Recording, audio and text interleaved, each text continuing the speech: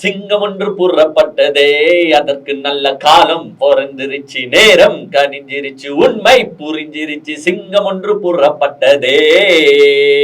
அந்த பாட்டை வந்து பாத்தீங்கன்னா கார்ல போட்டுக்கிட்டு நேத்து ஒரு சிங்கம் அடே சைன் விடுறா வண்டியை டிஜிபி ஆபீஸ்க்குன்னு விட்டுருக்காரு. ஐம் ரியலி சாரிங்க. நேத்து போனது ஒரு சிங்கம் கிடையாது, நேத்து போனது வந்து பாத்தீங்கன்னா ஒரு அசிங்கம். டிஜிபி ஆபீஸ நோக்கி போயிட்டு ஒரு புகார் கடிதத்தை கொடுத்தாரு. பாத்தீங்க, உலகமே ஷாக் ஆயிடுச்சு. என்னதாண்டா புகார் கடிதம், யாரை எதிர்த்து தாண்டா தராருன்னு அப்படியே விசாரிச்சு பார்த்தா எங்க ஒரு மனுஷன் ஒரு நன்றி சொல்லியிருக்காருங்க. அதாவது விஜய் சாருக்கு நன்றி அப்படின்னு சொன்னதுக்காக ஒருத்தர் போய் புகார் கொடுத்திருக்காருங்க. அதாவது நம்ம பொன்ராஜ் சார் இருக்காருல்ல, அப்துல் கலாம் சாரோட பிஏ, அதாவது நேர்முக உதவியாளரா இருந்த திரு பொன்ராஜ் அவர்கள் வந்து பாத்தீங்கன்னா விஜய்க்கு வந்து எப்பா இந்த மாதிரி ஒரு கிரௌட் எல்லாம் நீ வந்து இந்த தமிழ்நாட்டிலும் இருக்கு அப்படின்னு எங்களுக்கு வந்து புரிய வச்சதுக்கு ஒரு மிகப்பெரிய நன்றியை உனக்கு தெரிவிச்சுக்கிறேன் அப்படின்னு சொன்னதுக்காக நேற்று வந்து பாத்தீங்கன்னா மொத்த தாவேக்கா கூடாரமா அப்படியே கொந்தளிச்சு போச்சு. அப்படியே வந்து விஜய் அதை எப்படி போட்டே பண்ணிருக்காருன்னு பாத்தீங்கன்னா மொத்த தமிழக பெண்களும் அப்படியே கொந்தளிச்ச மாதிரி விஜய் வந்து நேற்று ஒரு மாய பிம்பத்தை உருவாக்கி நேற்று டிஜிபி ஆபீஸ்ல போய் கம்ப்ளைண்ட் பண்ணிருக்காரு. யாருக்கு எதிரா பாத்தீங்கன்னா திரு பொன்ராஜ் அவர்களுக்கு எதிராக ஒரு புகாரை கொடுத்திருக்காரு. அப்படி அந்த புகார்ல என்னதான் இருந்துச்சு, பொன்ராஜ் அவர்கள் என்னதான் பேசினாரு, இந்த புகார் கடிதத்தை கொடுப்பதற்கு திரு விஜய் அவர்களுக்கு வக்கு இருக்கா? ஃபர்ஸ்ட் விஜய் அவருக்கு மட்டும் இல்ல, இந்த கட்சியில இருக்கிற எவனுக்காச்சு அந்த வக்கு இருக்கா அப்படின்றத டீடைல்டா நிகழ்ச்சிக்குள்ள போய் பார்ப்போம். நிகழ்ச்சிக்குள்ள போறதுக்கு முன்னாடி சப்ஸ்கிரைப் பண்ணாம பாக்குற நம்ம ஆடியன்ஸுக்கு ஒரு சின்ன ரிக்வெஸ்ட். பொன்ராஜ் அவர்கள் பேசியதுல எந்த தப்புமே இல்லப்பா, இந்த கட்சி அப்படித்தான்ப்பா செயல்பட்டு கொண்டிருக்கு அப்படின்றவங்க தயவு செஞ்சு வீடியோவை சப்ஸ்கிரைப் பண்ணிட்டு பாருங்க. என்ன கண்டென்ட்னே தெரியலப்பா, பொன்ராஜ் என்னதான்ப்பா பேசினாருன்றதே தெரியலப்பா அப்படின்னு நினைக்கிறவங்களும் வீடியோவை சப்ஸ்கிரைப் பண்ணிட்டு பாருங்க. இல்ல பொன்ராஜ் பேசுறது தப்புப்பா, என்ன இருந்தாலும் அப்படி பேசிருக்க கூடாதுப்பா அப்படின்னு நினைக்கிறவங்க மட்டும் இந்த வீடியோவை சப்ஸ்கிரைப் பண்ணாவே நீங்க பார்க்கலாம். லாஸ்ட்ல நான் பேசி முடிச்ச பிறகு உங்களுக்கு மனசுல தோணும் பாத்தீங்களா, ஆமாயா அந்த மனசை வந்து பேசுறது தப்பே கிடையாதுயா அப்படின்னு தோணுச்சுன்னா மட்டும் அட் தி எண்ட் நீங்க சப்ஸ்கிரைப் பண்ணா போதும் அப்படின்றத தெரிவிச்சுக்கிட்டு வாங்க டீடைல்டா நிகழ்ச்சிக்குள்ள போலாம்.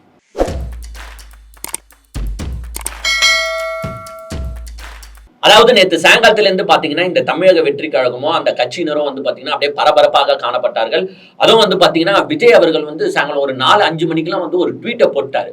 அந்த ட்வீட்டை போட்டு அப்படியே வந்து பாத்தீங்கன்னா மீடியாஸ் எல்லாம் வந்து ஃபயர்லயே வச்சுட்டு இருந்தாரு. என்னதாண்டா அது ட்வீட்னு பார்த்தா இந்த பொன்ராஜ் அவர்களை எதிர்த்து ஒரு பதிவு வந்து போட்டு இருந்தாரு. பொன்ராஜ் அவர்களை மட்டும் எதிர்த்து போட்டு இருந்தா அதை வந்து நம்ம ஒரு பதிவா பார்க்கலாம். சரி ஓகே, மனுஷன் வந்து ஏதோ தப்பா பேசியிருக்காரு போல, அதை எதிர்த்து இந்த மனுஷன் குரல் கொடுக்கிறாரு அப்படின்னு கூட நம்ம நினைக்கலாம். ஆனா நம்ம மனுஷனை பத்தி தெரியாதா? எது நம்ம அசிங்கத்தை பத்தி உங்களுக்கு தெரியாதா?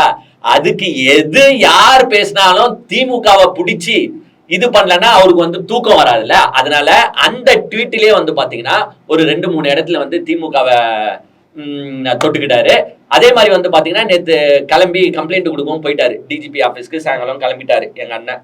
நியூஸ் சேனல் எல்லாம் வந்து பாத்தீங்கன்னா விஜய் வந்து டிஜிபி அலுவலகத்துக்கு வருகை தர உள்ளார் அப்படின்னு உடனே எல்லாருமே வந்து பரபரப்பாயிட்டாங்கன்னா, ஏன் இந்த மனுஷன் பனையூரை விட்டு எதுக்குமே நார்மலா வீட்டை விட்டு வெளில வர மாட்டானே, இவன் என்ன திடீர்னு டிஜிபி அலுவலகத்துக்கு போறான் அப்படின்னு முன்னே நானும் ஷாக் ஆயிட்டேன். ஏன்னா எங்க விஜய் எல்லாம் டிஜிபி ஆபீஸ்க்கு போற மனுஷனாங்க, டிஜிபியே விஜய் வீட்டுக்கு வர சொல்ற மனுஷன் தானேங்க விஜய். ஏங்க உச்சத்துல இருந்து வந்திருக்காரு, அந்த உச்ச நடிகர் டிஜிபி ஆபீஸ்க்கு போறாருன்னு நானே ஷாக் ஆயிட்டேன். என்ன ஏதுவா இருக்கும், ஏன்டா போறாரு? ஒருவேளை சங்கீதா அவங்க புருஷன் பொண்டாட்டி பிரச்சனை எதுனா நடந்துருச்சோ, ஏன்னா அவங்க வேற ஆல்ரெடி கம்ப்ளைண்ட் பண்ணியிருந்தாங்க என்ன வீட்டுக்குள்ள அலோவ் பண்ண மாட்டாருன்னு. ஒருவேளை அவங்க இவர் வீட்டாண்ட போய் கத்தி எதனா வந்து பிரச்சனையை ஏற்படுத்திட்டாரோ. ஏன்னா 5 மணிக்கே ட்வீட்டை போட்டாருங்க பொன்ராஜ் ட்வீட். பட் இவர் போறது நைட்டு தான் போறாரு. ஒருவேளை எதுனா சங்கீதா பிரச்சனை பண்ணிருக்காங்களோ, அதனால வந்து டிஜிபி கிட்ட முறையிட போறாரோ அப்படின்னு நினைச்சுக்கிட்டு நானும் பார்த்துன்னு இருக்கேன். அப்புறமா தான் தெரியுது அண்ணன் டிஜிபி ஆபீஸ்க்கு ஏன் போயிருக்கிறாருன்னு பாத்தீங்கன்னா, இதே புகாரை வந்து ஒரு லெட்டரா தரணும், நான் வந்து டிஜிபியை சந்திச்சு லெட்டரா தரணும். ஏன்னா இப்போ வந்து நான் போய் டிஜிபியை சந்திக்கிறேன், இன்னொரு 60 நாள் கழிச்சு வந்து பாத்தீங்கன்னா டிஜிபி என்ன வந்து சந்திப்பாரு. ஏன்னா நான் இப்போ தமிழக முதல்வர் ஆயிட்டு இருப்பேன். எப்படி அவனுங்க இன்ஸ்டாகிராம்ல போடணும்ல, அதுக்காக வந்து பாத்தீங்கன்னா நேத்து வந்து போயிட்டு அந்த லெட்டரை கொடுத்துருக்காரு. அந்த லெட்டர்ல திருப்பியும் வந்து கம்ப்ளைண்ட்டை டிராஃப்ட் பண்ணதுல கூட பாத்தீங்கன்னா திமுக. எங்க பொன்ராஜை பத்தி உங்களுக்கு தெரியும், தெரியாதவங்களுக்கு நான் லேட்டரா சொல்றேன். பொன்ராஜ் அவர்கள் வந்து பாத்தீங்கன்னா அப்துல் கலாமோட பயணிச்சு வந்தவர். எங்க படிச்ச மனுஷங்க இந்த கட்சியில இருக்கிற மாதிரி தற்குறிகள் கிடையாது. ஒரு படிச்ச மனுஷன் அவரு வந்து பாத்தீங்கன்னா ஒரு கருத்தை தெரிவிச்சிருக்காரு. அதாவது என்ன கருத்துன்னு பாத்தீங்கன்னா, புருஷன் எனக்கு தேவையில்லை, எனக்கு விஜய் தான் வேணும்னு சொல்ற விபச்சார கூட்டம். அண்ணாவாகவும் இருப்போம், தங்கச்சியாகவும் இருப்போம், நாங்கள் தங்கச்சியாக இருப்போம், அக்காவாகவும் இருப்போம், பொட்டாட்டியாக இருப்போம்னு சொல்லக்கூடிய ஒரு விபச்சாரிகள் நிறைந்த இருக்கக்கூடிய ஒரு தற்குறி கூட்டம் இங்க இருக்கு அப்படின்றத உலகத்திற்கு வெடி காமிச்சதுக்கு நம்ம விஜயை வந்து பாராட்டோம். இந்த ஒரு நன்றியை தான் வந்து பாத்தீங்கன்னா பொன்ராஜ் அவர்கள் வந்து விஜய் அவர்களுக்கு தெரிவிச்சிருக்காரு. ஏங்க இத இப்ப பாத்தீங்களா, அவர் பேசுனத பாத்தீங்களா? அவர் பேசுனதுல என்ன தப்பு இருக்கு கொஞ்சம் சொல்லுங்களேன். என்ன தப்பு இருக்கு அவர் பேசுனதுல? ஏங்க அவர் வந்து உங்க கட்சியில இருக்கிற ஒட்டுமொத்த பெண் நிர்வாகிகளும் இப்படிதான் இருக்காங்க அப்படின்னு எங்கன்னா தெரிவிச்சிருக்காரா? இல்ல எங்கன்னா தெரிவிச்சிருக்காரா?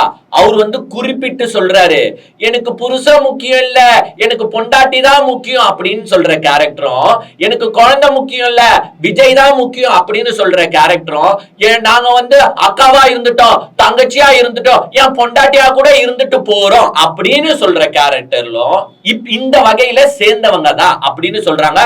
இந்த மாதிரி பெண்களும் இந்த தமிழ்நாட்டுல இருக்கிறாங்கன்னு காட்டிய விஜய் அவர்களுக்கு என்னுடைய நன்றியை தெரிவிச்சுக்கிறேன் அப்படின்னு சொன்னதுல எதுனா ஒரு தப்பு இருக்கா? ஆனா விஜய் வந்து இதை எப்படி தெரியுமா அப்படியே திசை திருப்புறாரு. ஏங்க இதுதான் ஆக்சுவலா கீழ்த்தனமான அரசியல். இது கீழ்த்தனமான அரசியல்.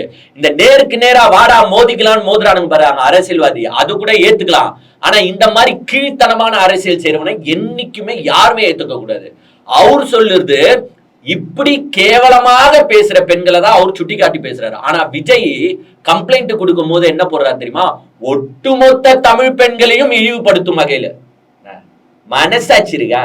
ஏன் இந்த மாதிரி கேவலமான அரசியல் ஒட்டுமொத்த தமிழ் பெண்களையும் அவர் எங்கன்னா அப்படி சொன்னாரா? ஏன் ஒட்டுமொத்த தமிழ் பெண்கள் அவங்க அம்மாவும் தான் தமிழ் பெண்கள், அவங்க அம்மாவை அவர் அப்படி சொல்லியிருப்பாரா? எல்லாமே இந்த மாதிரி திருச்சி பேசுறதா விஜய். இதுதான் நம்ம சொல்லுவது என்னன்னா கேவலமான அரசியல். இந்த மாதிரி அரசியலை எவன் பண்ணாலுமே யாருமே ஏத்துக்க கூடாது. ஏங்க நான் தெரியாம கேக்குறேன், ஒண்ணு கேக்குறேங்க, இவங்க வந்து அப்படி பேசுற பெண்களுக்கு எல்லாம் வந்து சப்போர்ட் பண்றாங்களே, ஏங்க யாருன்னா இதை ஏத்துப்பீங்களா? நம்ம வீடியோவை பாக்குற ஆடியன்ஸே நான் கேக்குறேன், யாருன்னா ஏத்துப்பீங்களா? இல்ல உதாரணத்துக்கு இந்த தாவேகா கட்சியில இருக்கிறவனே நான் கேக்குறேன், உங்க பக்கத்துல பக்கத்து வீட்டுல ஒரு லேடி இருக்காங்கன்னு வச்சுப்போம். அந்த லேடி கல்யாணம் ஆயிடுச்சு, குழந்தை குட்டியோட வசிச்சுட்டு வராங்கன்னு வச்சுப்போம்.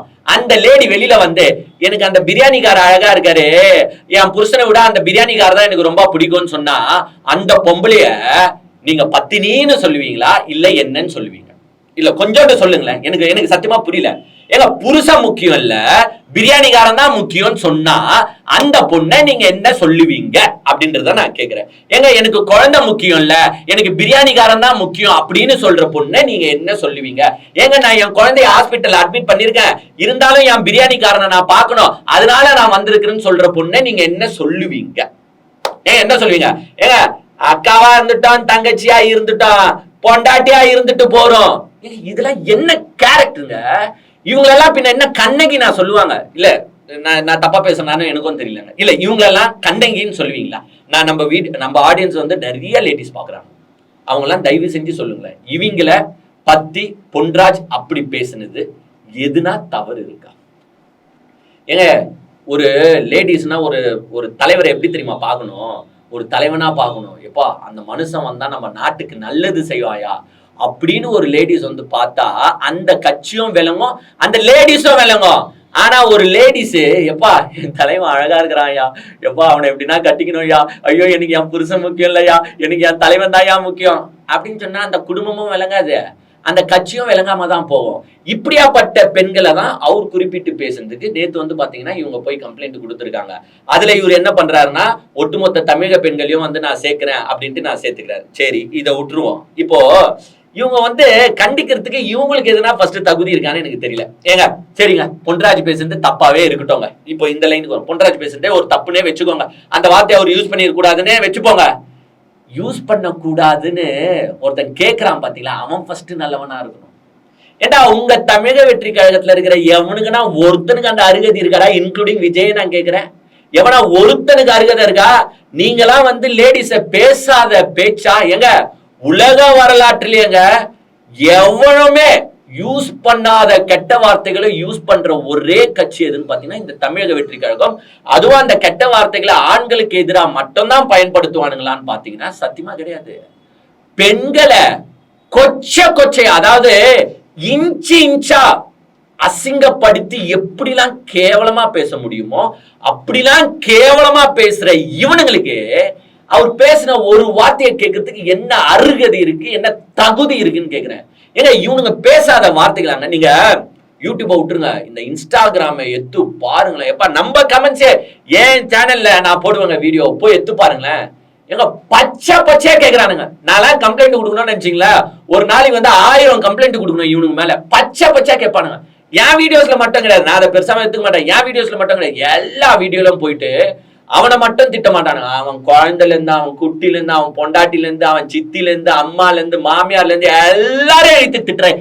இந்த நாய்களுக்கு என்ன வக்கு இருக்குதுன்னு நான் கேக்குறேன். இவனுக்கு வந்து ஐயோ அந்த பெண்களை இப்படி பேசிட்டான்னு கேட்கறதுக்கு இவனுங்களுக்கு என்ன வக்கு இருக்குது? இல்ல நான் விஜய கேக்குறேன், எவ்வளவு பேர் இது வரைக்கும் புகார் கொடுத்திருக்காங்க. ஏங்க உங்க கட்சிக்காரங்க இப்படி பேசுறானுங்க, இவ்வளவு கேவலமா பேசுறானுங்க, அவனுங்களை கண்டிச்சு ஒரு அறிக்கை விடுங்க அப்படின்ட்டு எவ்வளவு பேர் கேட்டிருக்காங்க. இந்த விஜய் எதே நேத்து டிஜிபி அலுவலகத்துக்கு போன இந்த விஜய்க்கு இது வரைக்கும் அவங்க கட்சிக்காரங்களை கண்டிச்சு ஒரு அறிக்கை விட முடிஞ்சிச்சா? இவரை கேக்குறேன், இந்த மூஞ்ச கேக்குறேன் நான், ஒரு அறிக்கை விட முடிஞ்சிச்சா உன்னால இது வரைக்கும்?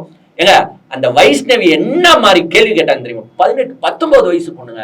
எனக்கு நம்மள திட்டது கூட பிரச்சனை இல்லைங்க, விடுங்க, நம்மளாம் நம்மள பசங்க சரி அப்படியே தொச்சு போட்டு போயிடலான்னு கூட வச்சுக்கோங்க. வைஷ்ணவி சின்ன பொண்ணு, 18-19 வயசு. எவ்வளவு கேவலப்படுத்தினானுங்க தெரியுமா அந்த பொண்ணை? எங்க நானே கண் கூட பார்த்தேன். அவ்வளவு மாஃபிங் இமேஜ், அவ்வளவு அசிங்கமான வார்த்தைகள், அவ்வளவு கெட்ட வார்த்தைகளே. அந்த பொண்ணு எதுனா வந்து கோவப்பட்டு எதுனா டென்ஷன்ல போய் எதுனா பண்ணா இவனுங்க என்ன பண்ணுவானுங்க? ஏங்க ஒரு உயிர் போச்சுன்னா இவனுங்க என்ன பண்ணுவானுங்க? அது ஏதோ அந்த ஒரு பேக்ரவுண்ட் ஃபேமிலி சப்போர்ட் இருக்கிறனால அந்த பொண்ணு தாங்கிட்டு இருக்குது. இத்தனைக்கும் அந்த பொண்ணு இவனுங்க கட்சியில இருந்துச்சு.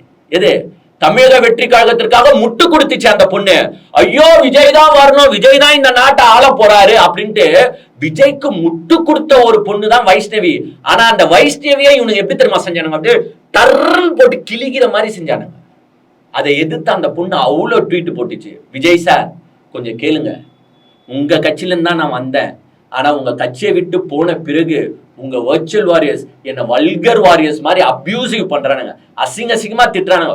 ஒரு வாட்டியாச்சும் அவனை கண்டிச்சு அறிக்கை விடுங்க விஜய் சார் அப்படின்னு அந்த பொண்ணு கேட்டுச்சு. அப்ப எங்கேயா போயிருந்த நீ? இல்ல நான் விஜய் கேக்குறேன், எங்கேயா போயிருந்தா பொண்ணு? ஒரு பொண்ணு அப்போ உன் கட்சியில இருக்கிறவங்க எல்லாம் பொண்ணுன்றல, அப்போ வைஷ்ணவி பொண்ணு கிடையாதா? உன் கட்சியில இருந்தானே வந்துச்சு. இல்ல உன் கட்சியில இருந்தா மட்டும் தான் பொண்ணுங்களா? அப்ப மத்த கட்சியில இருக்கிறவங்க எல்லாம் யாருப்பா? உன் வர்ச்சுவல் வாரியர்ஸ் பூந்து விளாண்டுங்கிறானுங்களே டெய்லியும். மத்த கட்சியில இருக்கிறவங்க பெண்கள் கிடையாதா? மத்த கட்சியில இருக்கிறவங்க தமிழ்நாட்டு பெண்கள் கிடையாதா? எங்க அமெரிக்கால இருந்து வந்தவங்களா மத்த கட்சி பெண்கள்லாம்? அவங்கள அசிங்கமா கேஸ்னா இவர் வந்து அப்படியே ரசிச்சுட்டு நம்ம வர்ச்சுவல் வாரியர்ஸ்ல திட்டுங்களா, நம்மள எதிர்த்து யாருன்னா கேள்வி கேட்டா திட்டுங்களா அப்படின்னு சொல்லி திட்ட விடுறது. உன் கட்சியில இருந்து யாருன்னா வந்து அப்படியே தரக்குறைவா ஒரு வார்த்தை அப்படியே பேசிட்டா அதுக்கு எடுத்துட்டு போய் டிஜிபி ஆபீஸ்ல போய் புகார் கடிதம். அதே இன்னொன்னு சொல்லிக்கிறேன், இவர் போய் புகார் கடிதம் கொடுத்தாரு, ஒன்னும் பெண்கள் மாசுபட்டுட்டாருங்களா இவங்க போல, அவங்க கட்சி பெண் நிர்வாகிகளை திட்டாங்கன்னா இவர் போல. திமுகவே எதனா குறை சொல்லுமே, திமுகவை சும்மா நோண்டலன்னா நம்மளுக்கு தூக்கம் வராது. திமுகவை நோண்டி ஆகணும். நம்ம வேற பிரச்சாரத்துக்கு போன வச்சு மைக்க பிடிச்சி திமுக நோண்டலாம், பிரச்சாரத்துக்கும் நம்ம போல எப்படா நோண்டுறதுன்னு வெயிட் பண்ணி பார்த்தாரு. ஆஹா பொன்ராஜ் பாரா பேசிட்டாரு. நான் கேக்குறேன் விஜய், பொன்ராஜுக்கும் திமுக என்ன சம்பந்தம் நீ சொல்ல?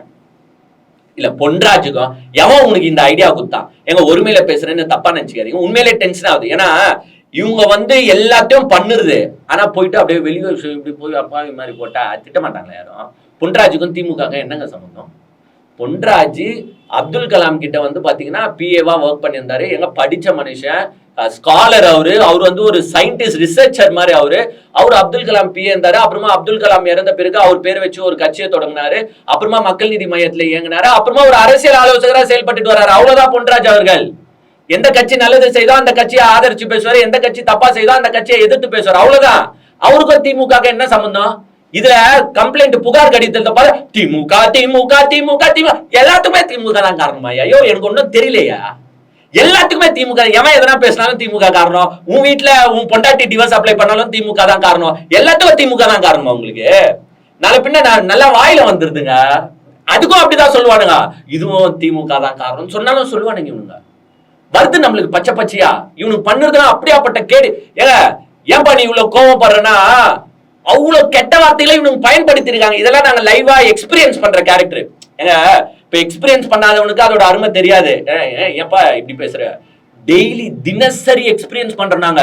இந்த வர்ச்சுவல் வாரியர்ஸ் எதிர்த்தோ இந்த விஜயை எதிர்த்தோ எவெல்லாம் வீடியோ போடுறானோ அவெல்லாம் தினசரி எக்ஸ்பீரியன்ஸ் பண்ணிட்டு இருக்கான் இந்த ப்ராப்ளம். இவனுங்க பேசுற அருவருப்பான வார்த்தைகளை எக்ஸ்பீரியன்ஸ் நாங்க மேபி சொல்லல, ஏன்டா இதெல்லாம் கண்டு சோசியல் மீடியானா இப்படிதான் விட்டுறோம். ஆனா இத பெண்களுக்கு எதிராக நீங்க திருப்பும் போது அந்த பெண்கள் எவ்வளவு ஹர்ட் ஆகும். ஏன்னா உண்மையிலே சொல்றேன், நான் என் வைஃப் போட்டோவோ என் குழந்தைங்க போட்டோ போட முடியல, இது வரைக்கும் போட்டதும் கிடையாது சோசியல் மீடியால. ஏன்னா போட்டா அடுத்த செகண்ட் என்ன நடக்கும்ன்றது எனக்கு நல்லாவே தெரியும். அதை மாஃபிங் பண்ணுவானுங்க, ஃபேக் பண்ணுவானுங்க, அசிங்கமா பேசுவானுங்க, தரக்குறைவா எடுத்து போடுவானுங்க, எல்லாத்தையும் நாம பாக்குறோம். ஏன்னா மத்தவந்தே வச்சு செய்யறானுங்க, நம்மளதெல்லாம் வச்சு செய்ய மாட்டான்னு போட முடியல. அப்படியாப்பட்ட சுதந்திரத்தை நம்மளுக்கு கொடுத்துருக்கானுங்க. யாரு இதோ போனாரு நேத்து டிஜிபி ஆபீஸ்க்கு போய் சொல்லியா, இதையும் போய் சொல்லு சார். என் வர்ச்சுவல் வாரியர்ஸும் பாத்தீங்கன்னா எல்லாரையும் கலாய்கிறானுங்க சார், எல்லாரையும் அசிங்கமா திட்டுறானுங்க சார், என் வர்ச்சுவல் வாரியர்ஸ் மேலே ஆக்ஷன் போய் சொல்லி இதை சொல்லு. அதெல்லாம் சொல்ல முடியாது. ஏதோ பொன்ராஜ் எங்கன்னா ஒரு வார்த்தையை பேசிட்டாருன்ட்டு அதை ஒண்டி போய் சொல்லுவீங்களா? எங்க ஓவியாவை எப்படி செஞ்சானுங்க ஞாபகம் இருக்குதா இல்லையா? கரூர் சம்பவத்துல நீ செஞ்சது தப்பு, அந்த தப்ப தப்புன்னு சொன்ன ஓவியாவை வச்சு செஞ்சானுங்க பாருங்க. செய்யு. ஏன் அப்ப எங்க போய் இந்த விஜய் அப்ப போய் கம்ப்ளைண்ட் கொடுக்க வேண்டியது தானே சார்? ஓவியாவை எப்படி வர்ச்சுவல் வாரியர்ஸ்ல அசிங்கமா திட்டுறானுங்க சார், போய் கம்ப்ளைண்ட் கொடுக்க வேண்டியது தானே? ஓவியா விடுங்க. ஏன்னா இப்ப ஜூலி எடுத்துக்கோங்களேன். ஏங்க அந்த ஜல்லிக்கட்டு காலையை யூஸ் பண்ணி நீங்க வந்து அப்படி ஒரு பேசுனீங்க. உங்க வர்ச்சுவல் வாரியர்ஸ்லாம் வர சின்ன பசங்க, நாளைக்கு போயிட்டு புல்லு கட்டை எடுத்து ஜல்லிக்கட்டு மாடுகிட்ட நீட்னா என்ன பண்ணுவீங்க, முட்டிடுச்சுன்னா என்ன பண்ணுவீங்கன்னு கேட்டுச்சு. கரெக்ட் தானே? நியாயம் தானே? இவனுங்க தான் அவன் தலைவன் என்ன சொல்றானோ அதை அப்படியே செய்யற கேரக்டர் ஆச்சு இவனுங்க. நாளைக்கு என்ன பண்ணுவானு உங்களுக்கே நல்லா தெரியும். புல்லு கட்டை எடுத்து போய் மாடுகிட்ட காட்டிட்டு ரீல்ஸ் போடுற கேரக்டர் இவனுங்க கிட்ட நீங்க அப்படி சொல்றீங்களேன்னு அந்த பொண்ணு சொல்லிச்சுங்க. எங்க வச்சு செஞ்சானுங்க பாரு ஜூலிய. ஏன் ஜூலி தமிழ்நாட்டு பொண்ணு கிடையாதா? ஜூலிக்கு மான மரியாதை கிடையாதா? ஜூலிக்கு சூடு சொல்ற கிடையாதா? அப்போ ஜூலிய செய்யலாம், அப்போ ஓவியாவை செய்யலாம், அப்போ வைஷ்ணவிய செய்யலாம். நம்ம தாவேக்காவை எதிர்த்து வீடியோ எவன் போடுறானோ அவன் பொண்டாட்டியை செய்யலாம், அவன் குழந்தை குட்டியை செய்யலாம், அவன் குடும்பத்தையே செய்யலாம்.